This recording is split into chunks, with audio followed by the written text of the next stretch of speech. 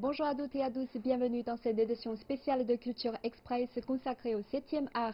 Le Festival international du film de Beijing s'est ouvert hier, le 13 avril, et se termine dans à peu près une semaine.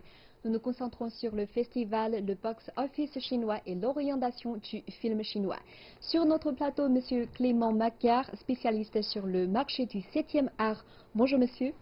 Bonjour. Et bienvenue. Mais avant d'entamer notre partie, voici quelques informations sur place. On retrouve sur place notre journaliste Han Yingya afin de connaître plus de détails sur le Festival international du film de Beijing. Le 9e Festival international du film de Beijing a ouvert ses rideaux ce samedi soir. Du 13 au 20 avril, les événements tels que la compétition du prix Tiantan, les cérémonies d'ouverture et de clôture, les forums à thème, le panorama, le marché et le carnaval du film vont rayonner le 7e art qui est le cinéma. Cette année, le festival a pour thème Famille et Nation, en commémoration du 70e anniversaire de la fondation de la République populaire de Chine. Lors de cet événement, 15 films sont retenus en compétition pour le prix Tiantan. Parmi la liste des films en lice, on retrouve 3 films chinois. Ces 15 films seront évalués par un jury composé de 7 cinéastes. Et toutes les récompenses du prix Tiantan seront dévoilées le 20 avril lors de la cérémonie de clôture du festival. Du côté de la partition de la France, l'actrice Sophie Marceau présentera au panorama son film Madame Mille, une comédie française qui est sortie l'année dernière. Le réalisateur Xavier Legrand sera présent au Forum des films artistiques. En outre, le festival organisera une série de courts-métrages, au cours desquels l'acteur français Pascal Grigoré, le réalisateur chinois Cai Mingliang et d'autres cinéastes partageront leurs expériences avec le public. Créé en 2011, le Festival international du film de Beijing est perçu comme un moment d'échange entre les industries cinématographiques internationales. Merci Yingya et nous enchaînons avec l'interview sur notre plateau. Monsieur Macquart, vous avez été le premier à avoir introduit des films étrangers primés lors des 3 principaux festivals internationaux du film d'Europe en Chine. Alors expliquez-nous l'inspiration et la motivation de cette idée. C'était en 2010, ma deuxième année en Chine. Je travaillais dans le cinéma, donc c'est à 8 ans. Je participais au festival du film de Shanghai et un des jurys de la compétition du festival, c'était Amos Gitaï, un réalisateur important israélien qui a réalisé une vingtaine de films. Et il me demandait si je pouvais l'aider, moi, un Français étant à Pékin, à distribuer ses films en Chine. Et c'est à partir de là que de l'aider à montrer ses films en Chine et en même temps de proposer d'autres films primés, parce que ces films, c'est des films pareil primés à Venise, Cannes, Berlin. Donc de créer un petit peu une offre de films primés dans ces festivals aux plateformes VOD chinoises qui commençaient à se développer à ce moment-là et qui avaient un appétit pour des films étrangers à l'époque. Est-ce que vous travaillez déjà dans le cinéma à cette époque-là? Oui, ça fait 10 ans que je suis en Chine et ça fait 9 ans que je travaille dans le cinéma, donc c'était à peu près ma première ou deuxième année à Pékin et c'était ce qui a lancé un petit peu disons, ma carrière dans le cinéma en Chine, cette possibilité d'importer des films étrangers primés dans les 3 festivals. D'accord. Et de 2008 en 2014, vous avez introduit plus d'une centaine de films ou documentaires étrangers en Chine. Depuis, de plus en plus de films étrangers sont diffusés ici en Chine. Alors, pouvez-vous nous citer quelques exemples de ceux qui ont été le mieux accueillis ici par le public chinois? Ce qui est intéressant, c'est que au-delà des films hollywoodiens qui marchent dans le monde entier, les films de Marvel, etc., les films d'action, depuis 3 ans, il y a des films étrangers, indiens, thaïlandais, espagnols qui ont très bien fonctionné, mais à chaque fois c'était des surprises. Comme en général le cinéma c'est toujours difficile d'anticiper. Donc il y avait le film indien Dangal qui avait fait un énorme succès, qui a lancé un petit peu une mode des films indiens depuis 3 ans en Chine. À part celui-là, il y a un film thaïlandais, Bad Genius. Je ne sais pas s'il a marché dans le monde, mais en Chine ça a très bien marché. Un film Espo. Le film qui a gagné la Palme d'Or l'année dernière, Shoplifter, un film japonais très auteur. C'est pas un film d'action du tout, c'est un film assez lent sur la famille. Donc, à part le film espagnol, c'est surtout des films asiatiques qui peut-être correspondent aux problèmes sociaux, familiaux que rencontre la société chinoise aujourd'hui. La proximité culturelle peut-être? Je pense que ça aide quand c'est des films, des drames familiaux, comme le cas de Dangal, c'était l'histoire d'un père et ses deux filles. Le film Shoplifter, c'est une histoire assez émouvante d'une famille japonaise aussi. Dans le cas du film thaïlandais et espagnol, c'est des thrillers, donc il n'y a pas tellement le problème d'identification au personnage, c'est plus le scénario qui est important. Alors, aujourd'hui, vous et votre société vous concentrez plutôt sur la promotion des films chinois dans les marchés étrangers. Alors, sont-ils de mieux en mieux accueillis par les spectateurs étrangers, selon vous? C'est difficile à dire. Dans n'importe quelle industrie, les tendances. Donc, disons, il y avait une mode des films chinois peut-être il y a 10 ans avec le prix du Lion d'Or à Venise pour Tia Junke, Still Life. Ça avait lancé un petit peu une mode. Il y avait aussi In the Mood for Love, le film de Wong Kar-wai.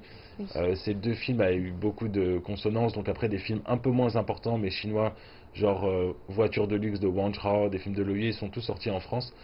Donc il y avait un peu une mode. Aujourd'hui, il n'y a pas tellement une mode des films chinois. Donc c'est difficile de dire si ça marche. Moi, ce que je vois, c'est qu'il y a quand même des films polars noirs chinois qui, depuis 2-3 ans, ont un public étranger. Black Cold Thin Ice qui avait gagné le prix du meilleur film à Berlin il y a 3 ans.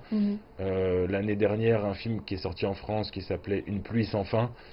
Donc si je peux parler d'une tendance, il y a celle-ci. Mais c'est difficile. Globalement, le marché international, il est un petit peu fermé sur les productions locales. Les Américains voient très peu de films en langue non anglaise. Les Japonais, les Coréens sont aussi très fermés sur leur cinéma domestique. Donc c'est un peu difficile pour les films non anglais d'avoir une exposition internationale. Mais je pense que c'est pas tellement la nationalité du film qui est importante, c'est la qualité. Est-ce que le film peut accéder au grand festival? Est-ce que le film apporte quelque chose de nouveau, est-ce qu'il va plaire à la presse, au public? Donc c'est toujours un défi pour les producteurs réalisateurs de créer des films intéressants avec un public.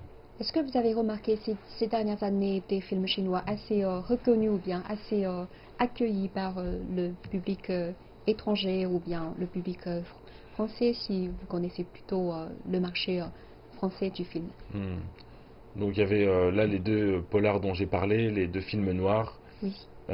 Sinon, en France, bon, les films de Tia Junke, qui maintenant est un réalisateur très connu, Oui. tous ces films sortent, en plus ils sont coproduits avec la France, donc Tia Junke, ça étonne toujours les Chinois, mais c'est vrai qu'il a une très bonne presse, popularité en France, Tia Junke. Et ça fait 10 ans qu'on le suit, donc forcément la familiarité qu'on a avec lui aide. Mais sinon, en tête, bon, les films pareil, de Zhang Yimou sont suivis, sortent en France parce que c'est un réalisateur qu'on connaît depuis 20 ans. Mais j'ai pas en tête de gros exemples comme les films que j'ai cités de Wong Kar-wai ou de Tia Junke il y a 10 ans. Récemment, il n'y a pas des phénomènes comme ça. Alors ce sont plutôt des œuvres, des réalisateurs assez connus déjà. Oui, ou alors il y a Wang Bing, un réalisateur documentariste, mais qui s'adresse à un public plus auteur, plus restreint. Ouais. D'accord. Alors, par rapport aux 3 festivals que nous avons évoqués tout à l'heure, le festival de Beijing est assez jeune et moins connu, bien évidemment. Alors, comment voyez-vous son potentiel et comment augmenter son influence d'après vous? Je pense que le festival de Pékin a 9 ans et c'est justement dans ces 9 années où le monde a pris conscience de l'importance du marché chinois. Donc, Pékin étant aussi la capitale du cinéma en Chine, c'est-à-dire que toutes les entreprises et les talents chinois sont à Pékin. Oui. Donc c'était, je pense, une bonne idée de créer un festival. Après, vu qu'il existe déjà énormément de festivals dans le monde et des très gros festivals, genre Berlin, Venise, Cannes, Toronto, qui ont 50 ans, 60 ans, Oscar 70 aussi, ans. bien sûr. Les Oscars, c'est plus une cérémonie de remise de prix. Mais Ah, pas vraiment un festival. ouais, Oui. on projette pas les films, c'est juste une cérémonie.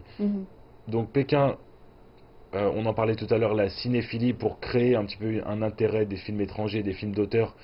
Ce qui est très, très positif pour le festival de Pékin, c'est que pendant les 2 semaines du festival, je sais pas, il y a une centaine ou 150 films chinois et étrangers montrés dans beaucoup de salles. Je crois que c'est une trentaine de salles à Pékin, dans les cinémas commerciaux. Donc le public a un accès très facilité pour ces films et donc c'est un rendez-vous, y compris pour moi-même, tous les ans, en avril, je peux voir énormément de films que sinon j'ai pas l'occasion de voir. Donc ça c'est déjà une très bonne chose et je suis très content même personnellement que le festival continue d'exister, qu'il y ait toujours autant de films qui soient montrés. Après, c'est très difficile de concurrencer encore une fois les trois grands européens parce qu'ils ont 70 ans d'avance. Oui. Et vu que tous les festivals se font de la concurrence sur les premières internationales, bien entendu les grands réalisateurs qu'on connaît, Godard, Jim Jarmusch, etc., préfèrent aller dans les gros festivals pour leur première. Mais je pense que le festival de Pékin, vu qu'il est très bien situé, c'est-à-dire dans la capitale du marché, bientôt le premier du monde, il y a énormément de choses à faire, il y a beaucoup de professionnels qui viennent. Donc il y a une marge de progression. Pour la réputation, je pense qu'il faut continuer de travailler. Ça prend du temps de créer une marque et une réputation. D'accord. Et puis, pour l'instant, le premier pas, c'est de permettre au public chinois de savoir plus de films étrangers. Alors, vous avez dit tout à l'heure, en fait, aujourd'hui, le marché chinois est le deuxième plus important du monde, mais peut-être bientôt le premier. Alors, comment expliquez-vous cette idée? Alors, d'où vient cette idée? Oui, donc le marché américain reste le premier, en sachant que la population américaine, bien entendu, est très inférieure à la population chinoise. Donc, mathématiquement, si tout se passe bien, si comment on appelle, le niveau de consommation moyen en Chine continue d'augmenter, mathématiquement, vu qu'il y a une population plus importante, le marché deviendra plus important. Et effectivement, le nombre de cinémas qui se créent dans les villes et les régions secondaires chinoises continue de progresser. Donc il y a encore de la marge pour le taux de fréquentation des salles de la population chinoise.